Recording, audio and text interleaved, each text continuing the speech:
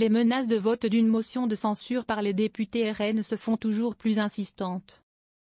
Alors que Marine Le Pen, chef des députés RN à l'Assemblée, estimait samedi qu'un tel cas de figure n'avait rien d'inéluctable.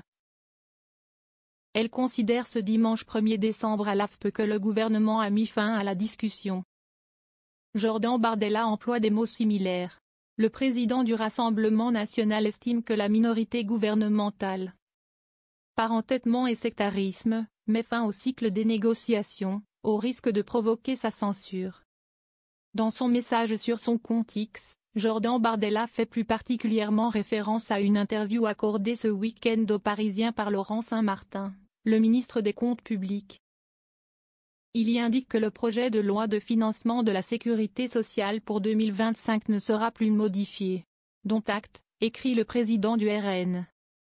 Le RN a fixé ses lignes rouges.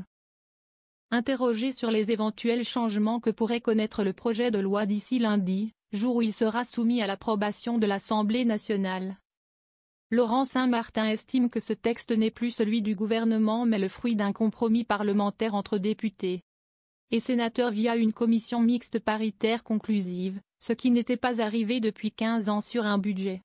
Revenir dessus serait s'asseoir sur le Parlement, la démocratie et la délibération dont nous respectons le compromis, ajoute-t-il. Plusieurs lignes rouges demeurent cependant dans ce budget 2025 de la sécurité sociale pour les dirigeants du RN.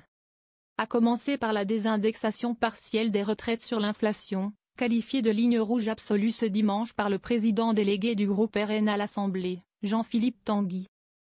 Dépourvu de majorité dans l'hémicycle, Michel Barnier pourrait recourir à l'article 49.3 de la Constitution pour faire adopter le budget de la sécurité sociale sans vote de la part des députés. Lui et son gouvernement s'exposeraient alors à une motion de censure déposée par le NFP.